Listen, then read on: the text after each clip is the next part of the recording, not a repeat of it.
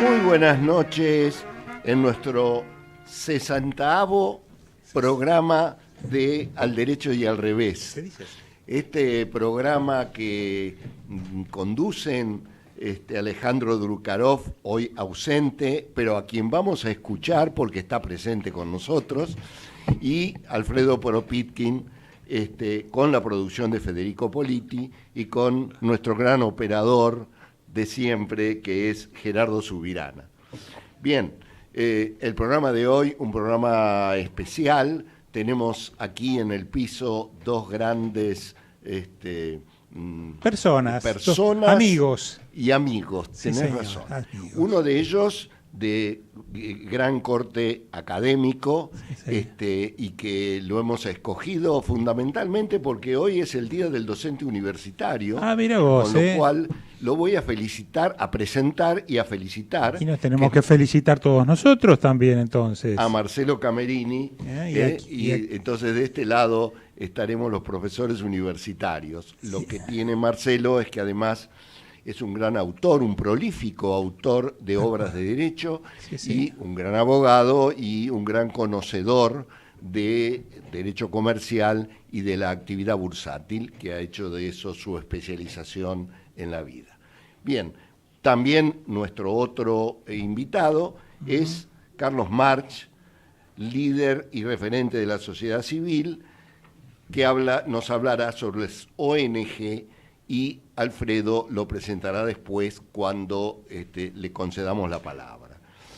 Bien, el programa de hoy entonces estará compuesto por 3 fases. La primera de ellas es la presentación de la última obra de Marcelo Camerini, que la ha escrito conjuntamente con Eduardo Barreira Delfino, otro gran especialista en derecho bancario y en derecho bursátil también. Déjame agregar, Adalberto, sí, que Marcelo, tiene varias obras. Él es muy modesto, no lo va a querer mencionar en detalles, pero yo le he descubierto por lo menos 5 o 6 libros, al menos, solos o con coautoría con alguien más. Pero además tiene publicadas en revistas especializadas del derecho, como la editorial La Ley, o El Derecho también, la revista El Derecho. Tiene publicaciones pero casi permanentes, yo diría hasta mensuales. Es muy intenso el trabajo de producción que hace Marcelo, y que, ahora lo estamos invitando específicamente por uno de sus libros, pero digamos que además del que ahora vamos a presentar, que es el último, tiene, por ejemplo, Contratos de futuro sobre dólar. Creo que este es un libro tuyo, Marcelo, estoy en lo cierto, hoy con una actualidad impresionante, donde el dólar es el tema de todo momento, de todos los medios de comunicación. Otro libro es La transparencia en el mercado de capitales. Otro, Tratamiento integral del fideicomiso, mercado de valores. Bueno, debemos decir que Marcelo ha sido, con relación al fideicomiso, que no es uno de los contratos primitivos del derecho argentino, sino que fue incorporado con el tiempo, es uno de los primeros que se refirió al tema y ha tratado el tema con mayor profundidad. Y también otra cosa que olvidé decir de entrada, Marcelo, además de docente universitario en nuestro país, es un docente universitario en el extranjero. Sí, permanentemente invitado. Y permanentemente invitado al extranjero. Déjame, Adalberto, que anuncie que tenemos en comunicación telefónica desde Europa a nuestro co-conductor, el amigo Alejandro Drukarov, que lo saludamos porque hace como un mes que no estamos en contacto directo. Hace un mes que nos Esperamos que regrese pronto, así que si nos estás escuchando, Alejandro, buenas noches y esperamos encontrarte bien. ¿Dónde estás? Parece que no está tan así la comunicación. En un segundo más seguramente se va a reponer. Mientras tanto, seguiremos comentando y que el último de los libros por el cual tiene hoy presencia aquí Camerini se titula Financiación para emprendedores y sociedades de acciones simplificadas. Pero volvemos a la comunicación telefónica. Buenas noches, Alejandro. ¿Cómo estás vos? ¿Nos estás escuchando bien? ¿Todavía no? otro minuto más, otros segundos más. Y estoy en lo cierto, Marcelo, este es el último libro de tu especialidad, Financiación para Emprendedores y SAS. ¿Qué son las SAS? ¿Qué es esto de la financiación para emprendedores? ¿Por qué se te dio por escribir esta temática que me parece que es bastante novedosa, ¿no es cierto? Buenas noches, muchas gracias por la invitación a este programa y también muchísimas gracias por los elogiosos conceptos que han hecho de mi persona, que seguramente son inmerecidos y fruto de la amistad que tenemos. Cuando se sancionó esta ley, que la vamos a denominar Ley de Emprendedores, para simplificarla, pero para que la audiencia sepa, es la 27349, la verdad que nos sorprendió gratamente, tanto al doctor Barrera Delfino como a mí, la temática de la ley, y por ser ambos dos personas que casi diríamos hemos dedicado la vida profesional, por lo menos, al desarrollo de las ideas jurídicas de los mercados de capitales y mercados monetarios, la verdad que era una oportunidad que no queríamos dejar pasar. Sí. La Argentina era un país que estaba muy atrasado hasta esta ley porque no tenía legislación en la materia. Cuando estudié los antecedentes me di cuenta que Francia en los años 80 ya tenía ley para financiar a los emprendedores. México tenía, Colombia tenía, Chile tenía. Nosotros tenían en la década del 80 y del 90. Nosotros en el 2018 no teníamos. Probablemente por múltiples circunstancias que exceden el marco del análisis en este momento. Esta es una ley que se hace hincapié en relación a la parte societaria, a la parte de sociedades anónimas simplificadas, y en realidad es un quinto de la ley. Claro. Los otros 4/5 están en otras temáticas, que son sumamente ricas y que por ahí no se conocen adecuadamente y que vamos a hacer algún comentario. Si quieren, empezamos por la parte final para que los emprendedores que nos puedan estar escuchando se saquen alguna duda. Seguro. Lo que hace esta ley en el aspecto del derecho societario es simplificar la estructura jurídica para poder, primero, alcanzar una sociedad anónima simplificada y, por otro lado, para funcionar simplificadamente. ¿Por qué digo que para alcanzar? Bueno, porque el compromiso que hay es que en 24 horas se inscriba la sociedad, se obtenga la quit y se obtenga una cuenta bancaria en 24 horas. Eso sí se sigue las características de estatutos típicos que prevén los registros públicos de comercio en la capital, la Inspección General de Perdón, Justicia. Marcelo, ¿esto ya está en funcionamiento? Absolutamente. ¿Se sabe si se han inscrito de algún número determinado de estas sociedades? Muchas se han inscrito. Yo no tengo la precisión del número porque no he consultado o sea que en la registro. práctica ha dado resultados, ha dado frutos. Está dando resultados. Ah, mira qué bien. Y está dando resultados. Tal vez no en 24 horas, pero posiblemente en 5 o 6 días el emprendedor tiene toda la herramienta legal puesta en la calle. Y sin hacer demasiados trámites, sin movilizarse mucho. Muy poco trámite porque casi todo se hace vía online. Porque además este tipo de sociedades llevan los libros en forma online. Es decir, en soporte magnético. Sí, son registros informáticos. Registros informáticos. Admitidos dentro de la estructura de la ley. Exactamente. ¿Y esto cómo engarza con lo que son los tipos societarios existentes antes de ahora? Bueno, engarza de esta manera. La SAS tiene un ordenamiento jurídico propio que le da la ley. Sí. Pero dice la propia ley, la ley de emprendedores, como hemos dicho que la vamos a llamar, que supletoriamente se aplica la ley 19.550. Entonces, todo lo que tiene que ser el funcionamiento de la SAS está en la ley, pero si hay un vacío, se interpreta por aplicación supletoria. Pero quiero decir algo que para mí es muy importante. A ver. Yo soy de los que creo que esta simplificación en la estructura societaria de creación de sociedades no ha venido a ser, ¿no es cierto?, una suerte de capite diminutio de la ley madre, la 19.550, sino por el contrario, ha venido a ser la primera avanzada de una reforma que va a venir después en la ley madre.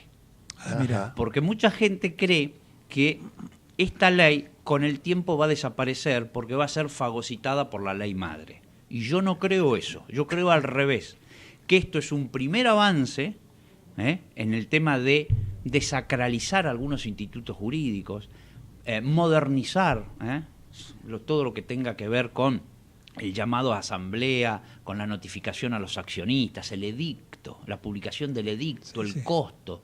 Hoy el mundo va por otro lado. Los libros en papel. Los libros en las papel. Anotaciones en lápiz. ¿Quién no ha perdido un libro de sociedades en un taxi? Valga la ironía. Entonces, me da la impresión que es al revés de lo que se cree.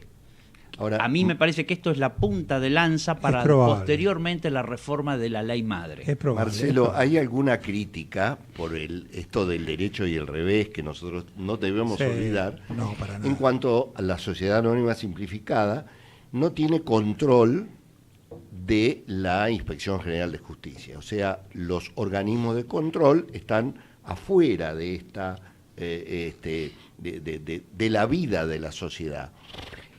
¿Cuál es tu opinión? ¿Esto es bueno? ¿Esto es malo? Y además se dice que es una sociedad personalista, más parecida a una sociedad de responsabilidad limitada.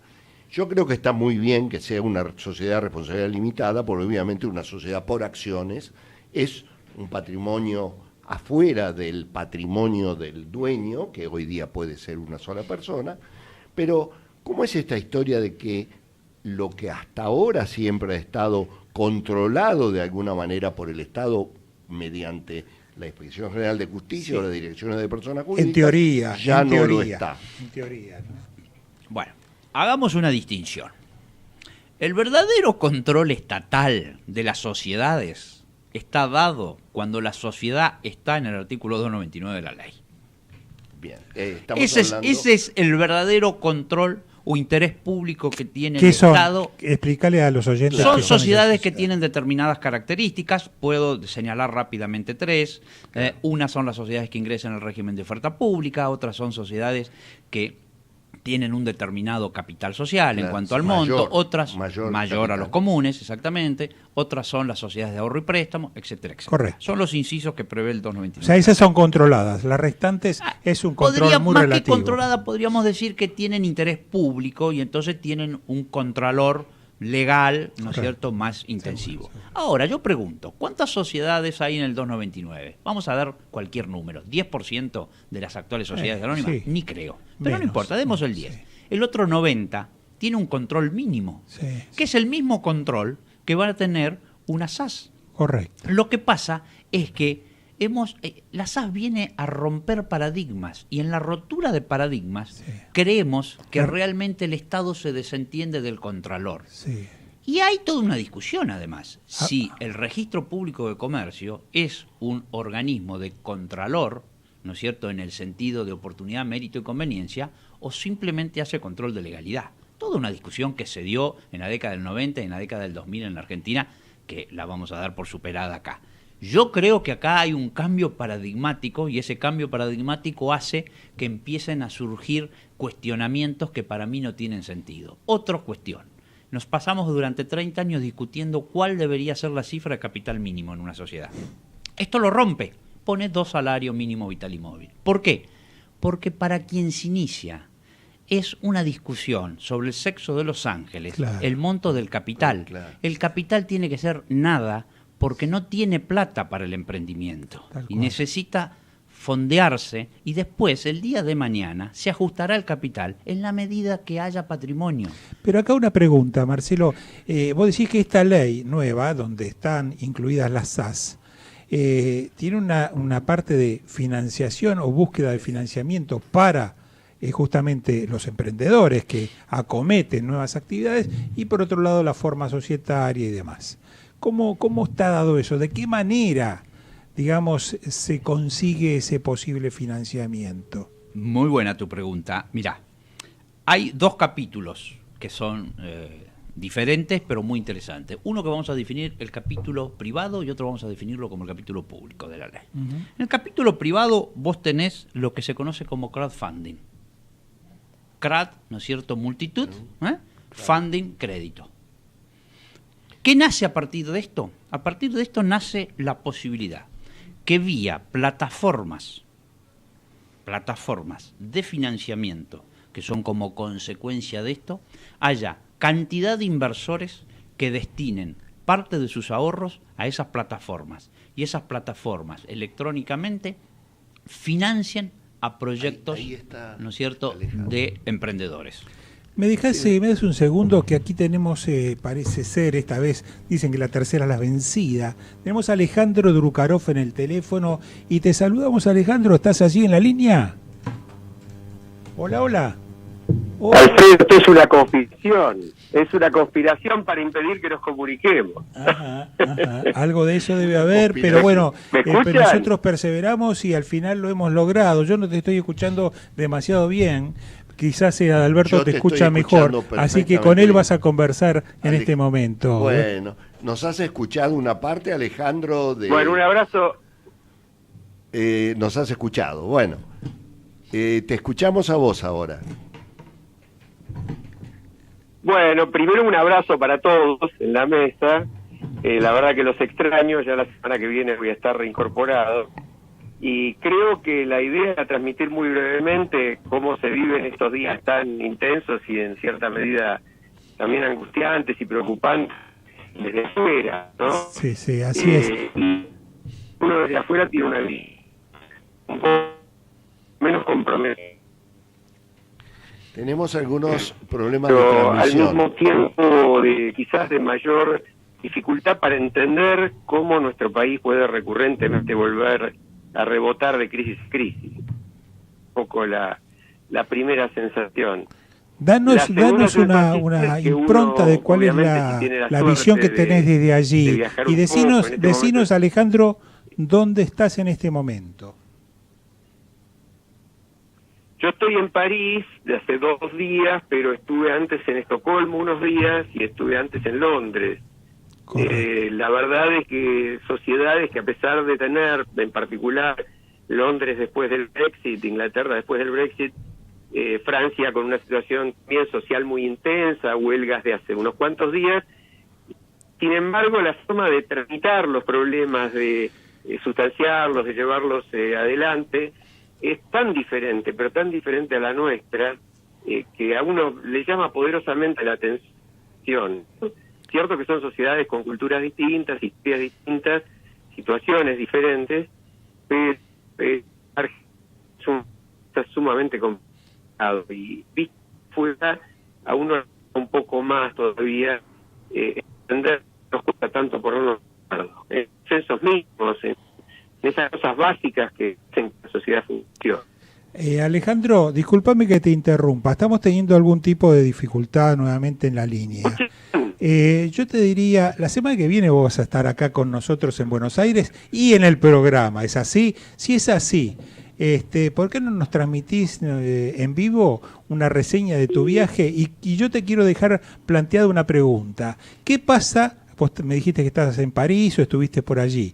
¿Qué pasa en este momento con el tema de la seguridad en París? Y otra segunda pregunta es, ¿cómo nos ven a la distancia? Si es que alguna noticia de lo que está pasando en la economía argentina llega por aquellas latitudes, y cómo nos ven, porque nos importa mucho. Nosotros acá vivimos una interna determinada, pero nos interesa mucho cómo nos ven desde afuera hacia aquí. Así que yo te diría, por ahora dejemos planteados estos interrogantes y la semana que viene lo volvemos a tratar. ¿Qué te parece? Sí, me parece bárbaro porque la comunicación es muy, muy complicada y yo creo... Bueno, se nos volvió a cortar. Y aprovechamos esta interrupción primero para saludarlo a Alejandro a la distancia y agradecerle este esfuerzo, este intento. Pero yo diría que presentemos por un segundo a nuestro otro invitado del día de hoy, que es Carlos March. Ya hizo una presentación Adalberto sobre quién es Carlos March. Pero yo quiero decirles que además de de ser un amigo de hace unos cuantos años, y nos sentimos honrados de tenerlo aquí porque para nosotros es como la imagen de lo que es la sociedad civil representada en una de las personas que más respetamos, creo que todos los que tenemos algo que ver con las organizaciones sociales, las ONG y demás. Carlos fue titular, ha conducido Poder Ciudadano en sus primeros momentos, en sus primeras épocas. Carlos también ha escrito un libro, creo que lo ha mencionado recién ya Adalberto, sobre la misma temática.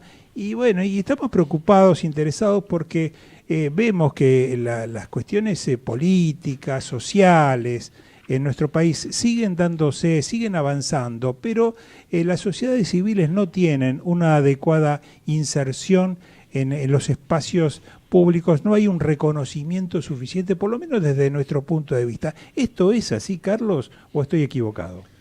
Bueno, buenas noches y gracias por la presentación. No, es bastante así. A mí me parece que la sociedad civil podría, por un lado, con estrategias propias, aumentar su capacidad de incidencia y articularse sobre todo mucho mejor. Y por otro lado hay un concepto desde mi punto de vista bastante errado del sistema político que entiende a la sociedad civil, a las organizaciones de la sociedad civil como una competencia en vez de como un complemento en la construcción de política pública, porque muchas de estas organizaciones los controlan, les piden datos, miran de cerca la gestión pública.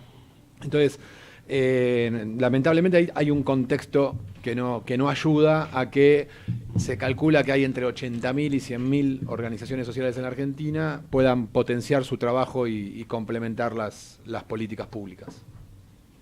Ajá. Carlos, yo creo que algo que nos está pasando, que creo vos ya lo mencionaste en alguna que otra oportunidad. En la Argentina se estima que existen algo así como 80.000 o 100.000 ONGs o entidades civiles. ¿No te parece que el número es un poco grande? ¿Qué podemos hacer? ¿Qué es posible como para juntar fuerzas, reducir el número y de alguna forma fortalecerlas para que cumplan un rol más efectivo en la sociedad? Sí, ahí yo creo que confluyen dos cosas, ¿no? Es decir, hay una baja institucionalidad, en América Latina hay una baja institucionalidad, por lo tanto, muchas veces las organizaciones terminan reemplazando muchos roles del Estado, y por otro lado hay una tendencia a un liderazgo como hiperpersonalista, ¿no? Entonces, cada uno que tiene una idea quiere construir su organización social. Entonces, sí, yo creo que hay una excesiva cantidad de organizaciones sociales en Argentina. Hay básicamente tres figuras jurídicas por las cuales se pueden constituir estas organizaciones sin fines de lucro, que son las fundaciones, las asociaciones civiles y las simples asociaciones. Las simples asociaciones sería una figura que permitiría, bien legislada, regularizar a casi el 90% de las organizaciones sociales. ¿Y está bien legislada? Y está pésimamente legislada porque lamentablemente, de vuelta, el poder político, como siente que es una competencia la organización social, no ha legislado en como se debe, y la verdad que perjudica a las organizaciones de base. Es decir, un comedor comunitario hoy en Argentina no tiene personería jurídica, no puede recibir donaciones de manera legal, no puede entrar en el sistema de grabación impositiva, no puede abrir una cuenta bancaria. Y este gobierno, donde hay mucha gente que proviene de las organizaciones sociales, sí, los famosos piletones y... y funcionarios. María Eugenia Vidal fue directora ejecutiva del Grupo Sofía. Laura Alonso. Laura Alonso, Poder Ciudadano. Marcos Peña fue voluntario de CIPEC y de Poder Ciudadano. Mira vos. Intendentes como Nico Ducoté, fue uno de los creadores de CIPEC. ¿Y qué actitud tienen ahora que forman parte del gobierno? ¿Apoyan o no tanto a la...? Yo creo que han tenido una buena intención. Con Marcos Peña se armó un grupo para promover justamente todo un desarrollo de mejorar el marco legal, fiscal, incluso laboral, pero también se choca contra una cultura política que trasciende la intención de alguna persona y también choca con digamos, un sistema burocrático que no entiende tampoco la lógica de las organizaciones sociales. Entonces está muy trabado todo el tema de mejora. Lo que yo veo es esto, dentro de los partidos políticos, y esto no es para ir en desmedro de la existencia de los partidos políticos, porque ha sido durante muchísimos años la forma de expresarse en la sociedad, y está institucionalizado en nuestra organización, el que entra al partido político entra dentro de una profesión. Y entra dentro de una profesión donde lo toma como medio de vida. Uh-huh. Acá veo la gran diferencia, y la valoro, de la persona que entra a una de estas organizaciones. Lo hace por solidaridad, lo hace por deseo de ayudar a la sociedad, y no para enriquecerse, no para vivir, diríamos, ¿no? Algunos se enriquecen, otros no. Uh-huh. No todos son deshonestos. Pero digo, esta es una gran diferencia. Y por otro lado me encuentro la problemática de que el Estado es el que banca a los partidos políticos. El Estado es el que le da por los votos que tiene determinados fondos, uh-huh, y esos fondos son manejados por quien maneja el partido político.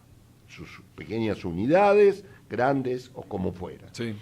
¿Cómo es el tema de cómo funciona la ONG? ¿Cómo hace para subsistir? ¿Cómo se financia? El financiamiento de las organizaciones sociales proviene de tres grandes líneas, digamos. Lo que es la filantropía local, a través de donaciones individuales o de fundaciones empresarias, que donan, por lo general, a agendas llamadas blandas, ¿no? En agendas como cultura, educación, juventud, agendas que no ponen al actor que dona en conflicto con el Estado. Después tenés todo el paquete de donación de la cooperación internacional a través de embajadas y a través de fundaciones internacionales que financian la agenda dura, financian la agenda en donde confrontás con el Estado en materia de control, transparencia, derechos humanos, restablecimiento de derechos, etc. Claro. Y después tenés un tercer foco de financiamiento que son los subsidios del propio Estado o de los estados, porque están los subsidios a tres niveles, ¿no? Nacional, provincial y municipales, y ahí hay una absoluta discrecionalidad que ningún gobierno ha intentado ponerle claridad ni criterios. Regularlo, darle transparencia, porque la pregunta es esta, y lo veo, y va a ser una pregunta que queda para Marcelo para la segunda parte del programa. Sabemos que los financiamientos de los emprendedores, y Marcelo nos hablará de la creación de un fondo, los financiamientos que hacen los privados obtienen una desgravación, ¿no? Por financiar un emprendedor obtiene desgravación, uh-huh, y esto es lo que la ley de emprendedores ha tratado de llevar adelante, no sé con qué éxito o perspectiva. Sí. En las ONG, quien aporta a una ONG, sí, ¿obtiene desgravación de sus ganancias? No, está restringida a 4 categorías muy específicas. En la época de Cavallo se restringió, y que abarca, por ejemplo, en educación, pero a entidades que estén reconocidos en el ámbito del ministerio, a financiamiento de ciencia y tecnología, pero también en un ámbito muy reducido, y por supuesto, sí podés desgravar si donás a fundaciones que provean de insumos a la actividad política. Es decir que, digamos, si un político crea su fundación, vos podés desgravar esa donación. No, está hecha prácticamente para eso. Mira, vamos a ir ahora a una pausa que tenemos que hacer, pero mientras podemos dejar planteada una cuestión, porque algo que creo que omitimos mencionar es que Carlos March es titular de una entidad de una de las categorías que él mismo mencionó, que es Avina. No mencionamos Avina, ¿no?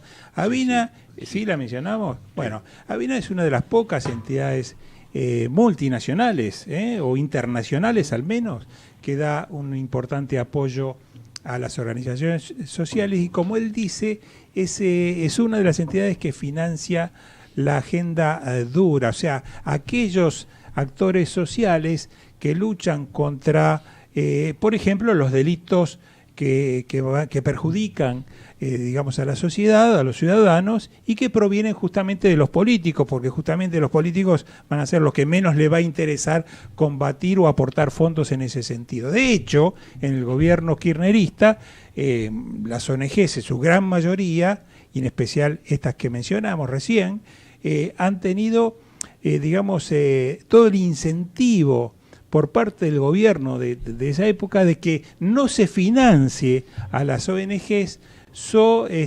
pretexto de que por ahí se le podía llegar hasta tomar algún tipo de represalias. Esto lo dejamos planteado, a ver cómo se le podría dar una solución, cómo se puede encaminar hacia un futuro, cuál podría ser un camino para que de pronto las ONG, la sociedad civil, ocupe un lugar de mayor preferencia, de privilegio dentro de lo que es el espectro de funcionamiento de la sociedad. Pero lo dejamos planteado para después de la pausa. Ok. Ecomedios.com AM1220. Estamos con vos. Estamos en vos. Descarga gratis de tu celular la aplicación Ecomedios. Podés escucharnos en vivo, informarte con las últimas noticias y entrevistas en audio y video. Búscala y bajate la aplicación Ecomedios. Podés vernos en vivo en ecohd.com.ar. Conectate con nosotros. Contestador 5 254 2353. Con Personal podés disfrutar de los nuevos packs prepago. 1 GB más WhatsApp gratis por 7 días a solo 60 pesos. Buenísimo para subirte al bondi en hora pico, buscar los goles que te perdiste y sentir que los estás viendo desde la popu. Personal, internet para que todo suceda. Más información en personal.com.ar/packs prepago.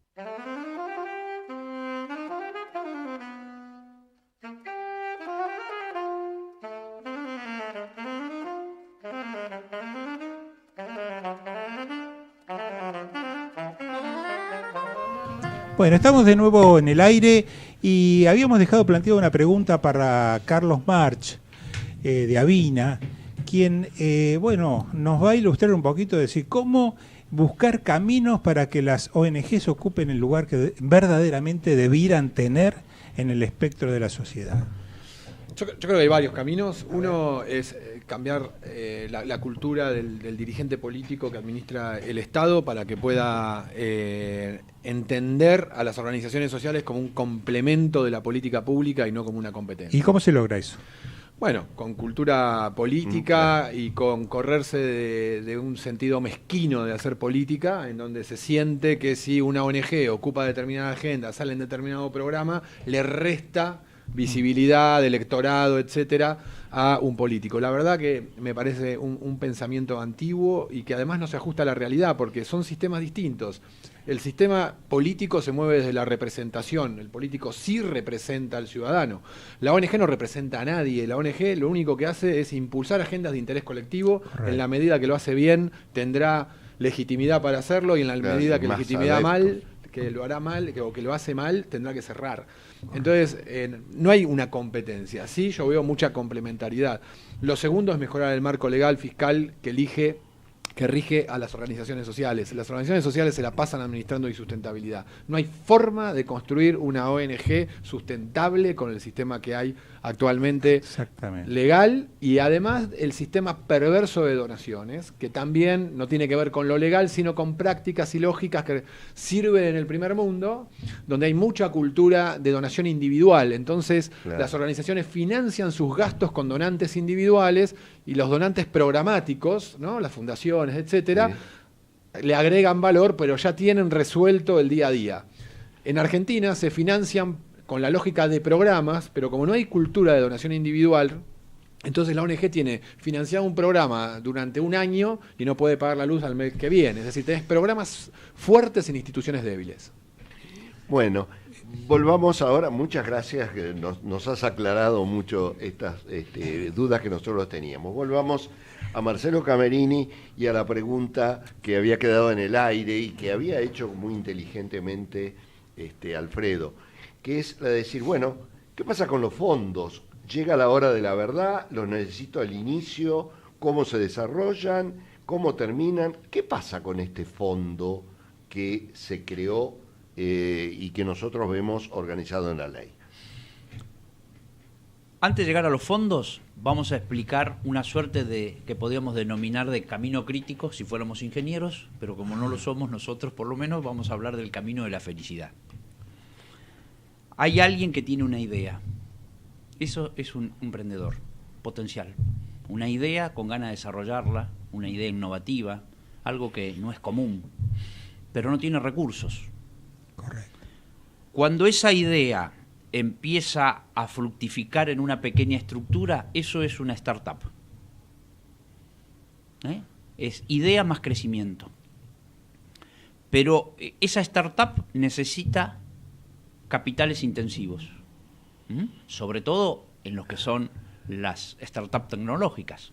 Tal cual. Probablemente una startup que sea de otro tipo de rubros será menos capital intensiva.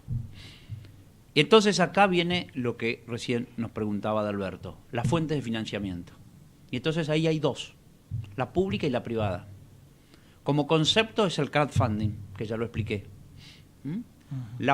Eso es básicamente las fuentes de financiamiento privadas en el crowdfunding, son plataformas que se organizan bajo sustento tecnológico, internet, pero finalmente lo que le interesa por ahí al oyente, ¿quién es el que pone el recurso? El que pone el recurso es el mercado vía el público inversor. Bueno, a ver, yo te interrumpo, Marcelo. Plataforma, a ver, ¿entenderá nuestro público qué son esas plataformas? ¿Lo podemos explicar un poco más? ¿Son títulos? ¿Son aportes? Plataforma es una organización, de personas y de tecnología. Ajá.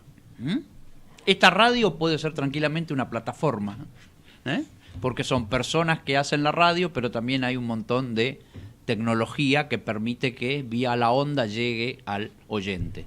Entonces las plataformas son estructuras básicamente formadas por la tecnología a los efectos de captar ahorro en los mercados, y finalmente, ¿quién es el oferente de esos ahorros? Es el público inversor.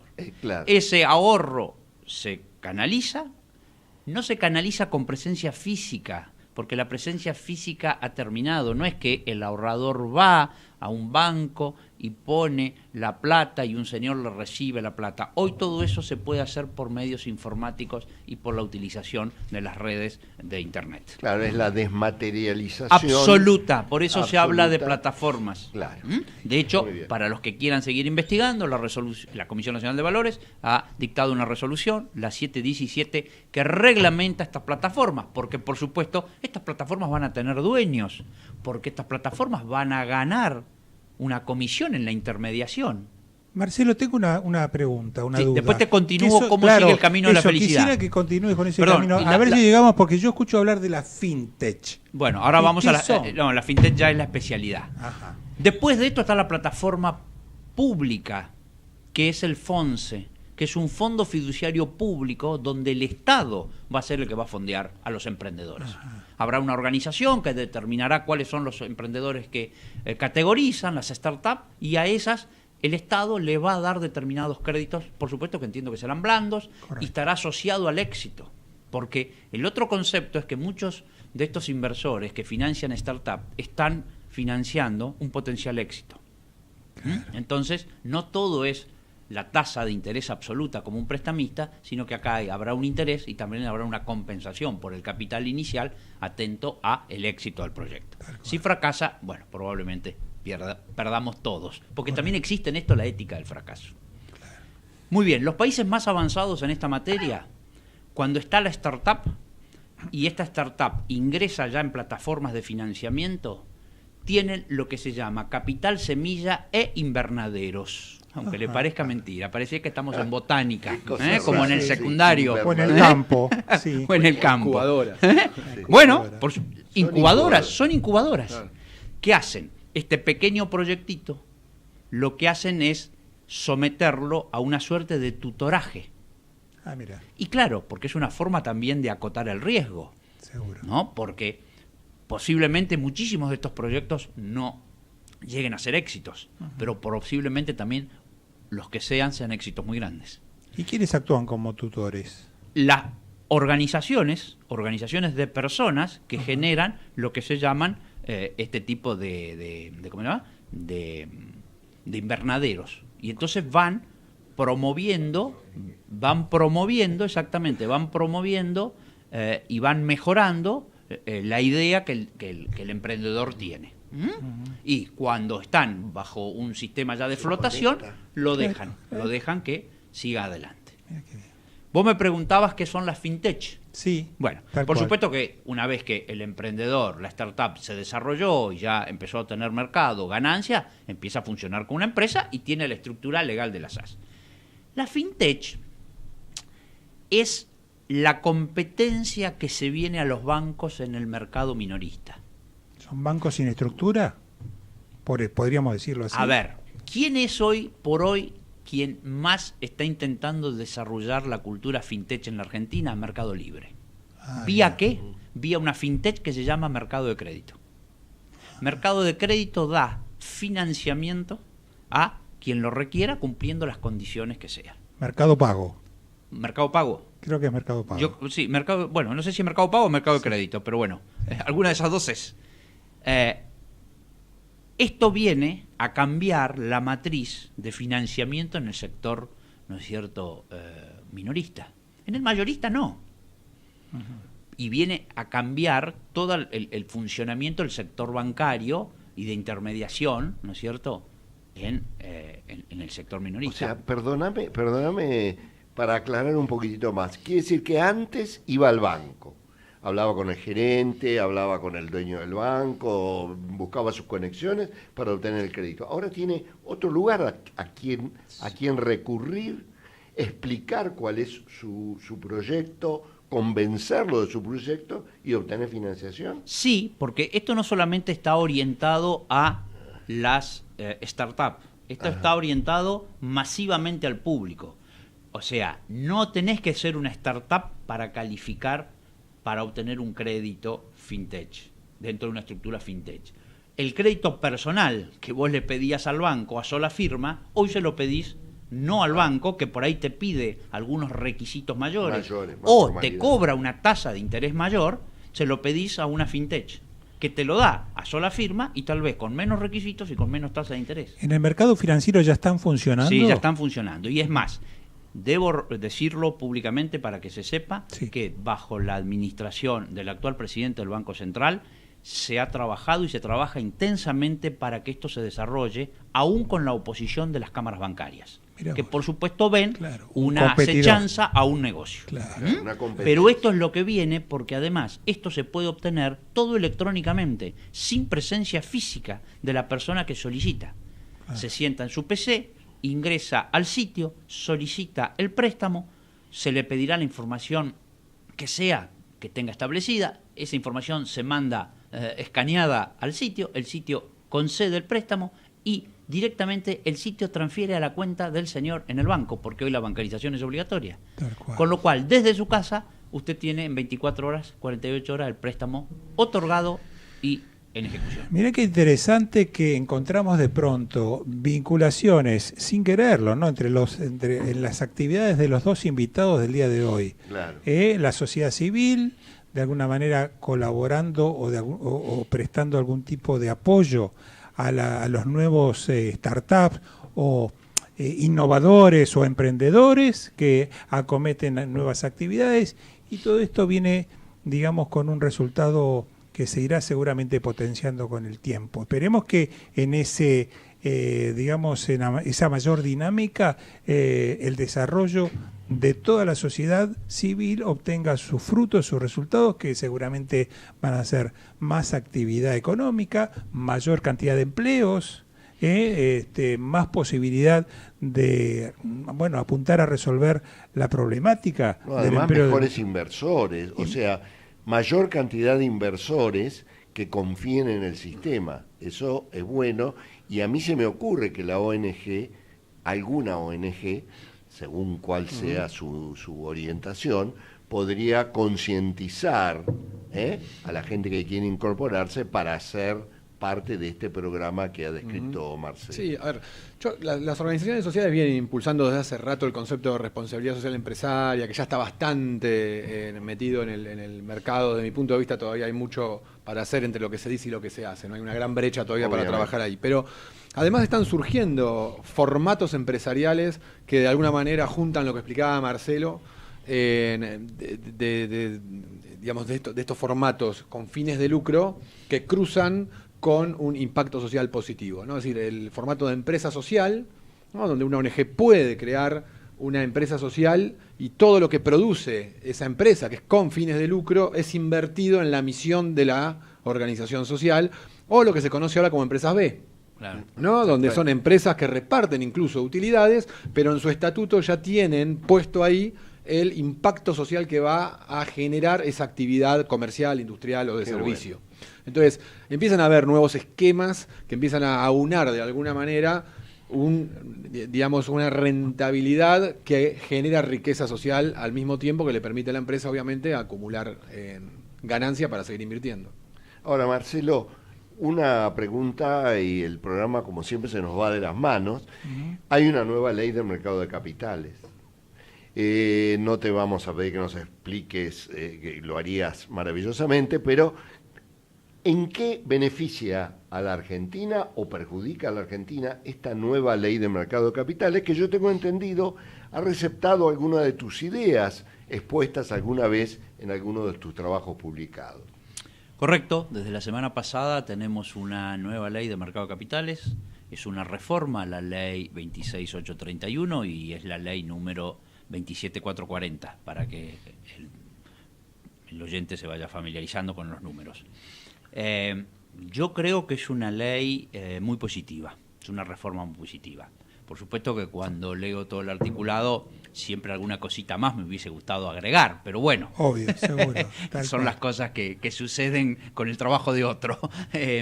A ver, básicamente nos vuelve racionales. ¿Qué es lo que necesitamos? La Argentina ha estado mucho tiempo siempre pegando en los guardarrail de las carreteras. Entonces tiene que empezar lentamente a transitar por la mano que le corresponde. Y eso básicamente lo señalo en un punto de la ley. Otro día seguramente haremos un programa porque me parece que hay mucha miga para cortar en esto. Básicamente suprime el artículo 20, el inciso A, apartado 1 y 2 romanos, que implicaba básicamente la facultad para la Comisión Nacional de Valores de designar veedores con facultad de veto de las decisiones del directorio de una sociedad cotizante o, en el inciso o en el apartado 2, implicaba el desplazamiento in totum del directorio por parte de un funcionario de la Comisión Nacional de Valores. Ambos casos casi sin posibilidad de revisión, porque la revisión que se pautaba era en el ámbito administrativo, es decir, no tenía ninguna revisión. Era expropiación, porque le sacaban el... Sí, tenía un plazo máximo de 180 días, pero el daño que se podía producir en una empresa cotizante, que habitualmente son empresas grandes, por parte del Estado, era irremediable. Con lo cual, eso ya cambia el paradigma, como dije hoy. Estamos en un momento, creo que, de cambios de paradigma. ¿Y qué produce? Me preguntaban ayer en una entrevista que me hicieron, pero finalmente, más allá de las características técnicas, ¿qué produce para usted? Y yo contesté algo que quiero compartir con ustedes. Produce seguridad jurídica, que no es una palabra de modé, no es un latiguillo, no es algo que usamos para oponer conceptos, sino es realmente algo muy importante, porque seguridad jurídica quiere decir ser previsibles.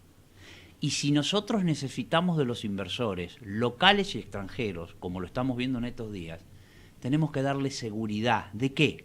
De que el dinero que pongan, que es los ahorros, porque de una persona es el ahorro individual y de un fondo institucional es el capital invertido. Que alguien invertido, exactamente, que alguien le dio para que cuide, nosotros tenemos que darle seguridad, porque es la única manera que ese ahorro se va a canalizar.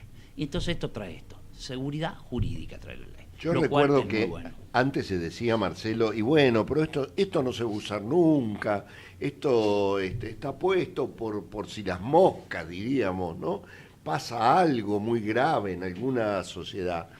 Y yo creo que lo que vos estás diciendo, comparto tu idea de que las cosas que no se van a usar no tienen por qué estar escritas si es que causan inquietud en el inversor, ¿no? Adalberto, cuando se puso esto en la ley, me tomé el trabajo de estudiar la legislación española y de 2 o 3 países de Latinoamérica. No había ningún país de Latinoamérica, y tampoco España, que receptara semejante intromisión del Poder Ejecutivo en la vida económica de una empresa. Porque además, esta herramienta jurídica la tiene la ley de sociedades. Con lo cual, claro, si el día de mañana una sociedad exactamente presenta un estado de caos, una sociedad abierta, cotizante, de caos tal, que hace necesario recurrir a la intervención, que puede ser factible, la autoridad de contralor se lo solicita a un juez y está autorizado por la ley a darlo el juez. Sí, sí. Entonces, evidentemente, aquí lo que había era una idea aviesa, una idea de prepotencia, que los argentinos ya probábamos por ese camino y no nos dio resultado. Probemos por ir por la mano que nos corresponde en el sendero o la ruta de las naciones, y es probable que tengamos mejores frutos, por lo menos es lo que pienso. Y yo quisiera girar otra vez más hacia Carlos March y recordar una anécdota de hace unos cuantos años, en donde junto con un grupo de personas, Carlos participó en colaboración, en ayuda de un miembro de la justicia que estaba siendo prácticamente avasallado por el Poder Ejecutivo. No sé si vos recordás, Carlos, el caso del fiscal Campagnoli. Y quisiera que nos recuerdes aquellos momentos, cómo se trabajó y cómo desde la sociedad civil se cumplió un rol realmente interesante que ayudó, o si no podemos llegar a decir que hasta definió la posibilidad de que el fiscal sea debidamente defendido y mantenido en su cargo por aquel momento. ¿Me equivoco? No te equivocás. Hubo una ofensiva del Poder Ejecutivo en ese entonces por considerarlo al fiscal Campagnoli un fiscal molesto, por investigar a determinados personajes del poder y le promovió un juicio político.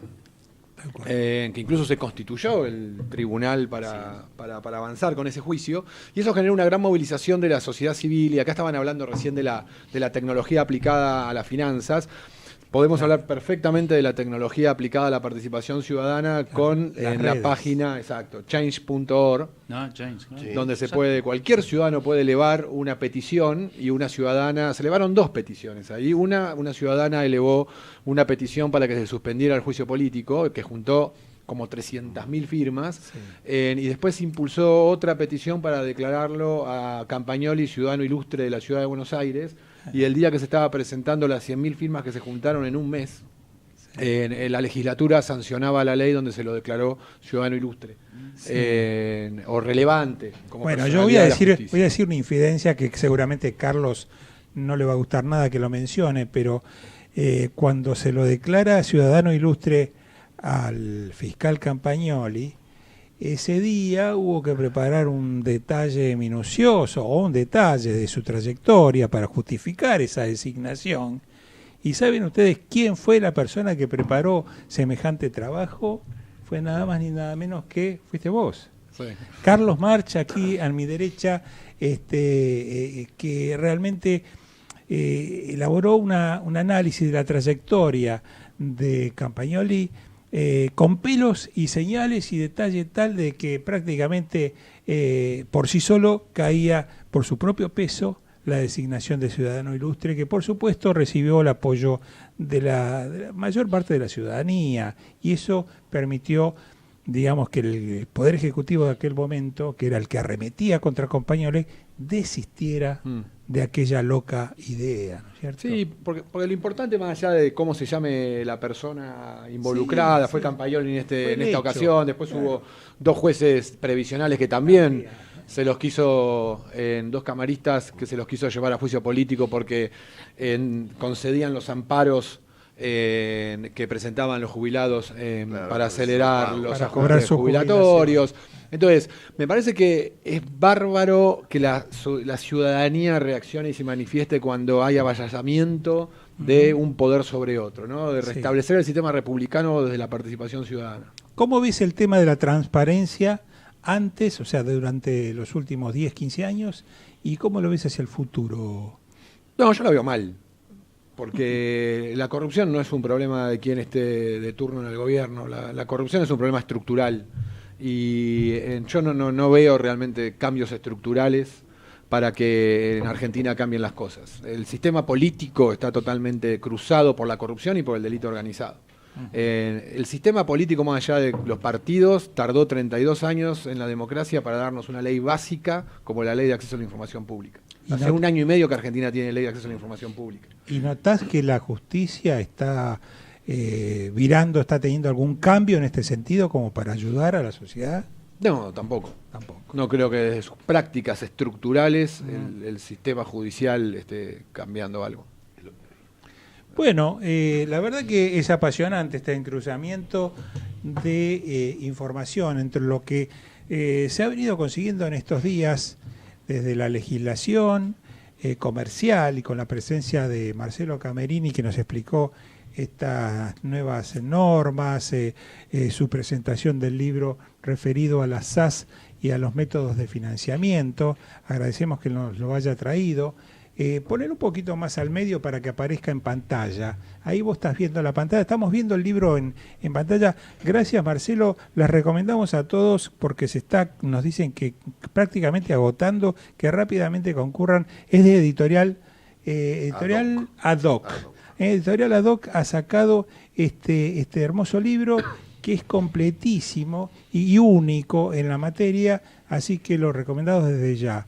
Y también agradecemos muchísimo la presencia de Carlos Marx, porque prácticamente el tema de las sociedades civiles, mejor dicho, la problemática que sufre la sociedad civil, las organizaciones sociales, su nucleamiento, su funcionamiento, no están recibiendo el incentivo y el apoyo necesario, y esto es algo que creo que desde este modesto micrófono tenemos que